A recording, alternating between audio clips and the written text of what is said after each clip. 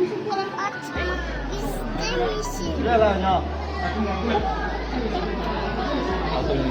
istemişim. Bakmak ister misin? Kapalı yıkıyorlar.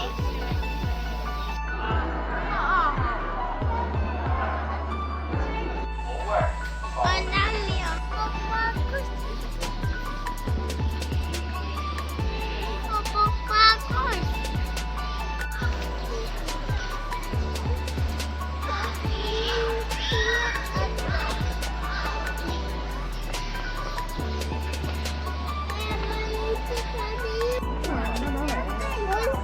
Muz mu yiyorlar maymunlar?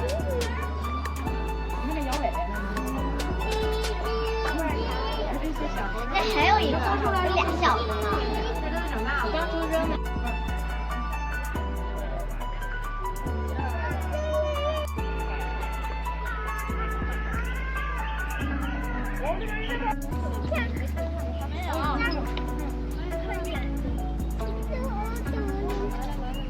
Oh, ayakta ayak gidiyor.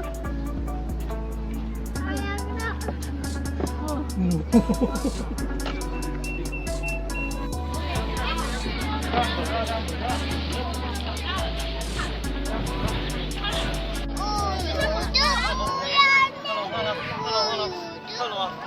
看了没？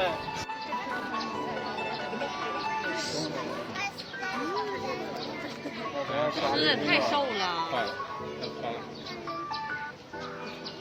还没拱。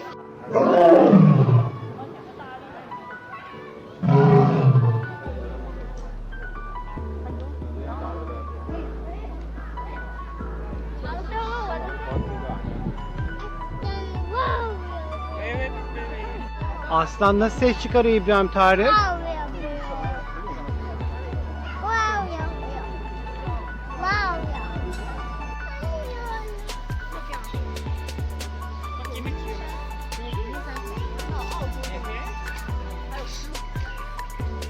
Çekemiyor.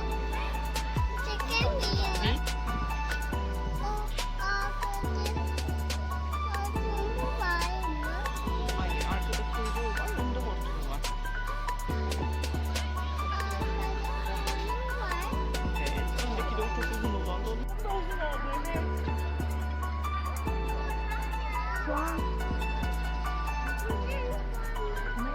Tarık.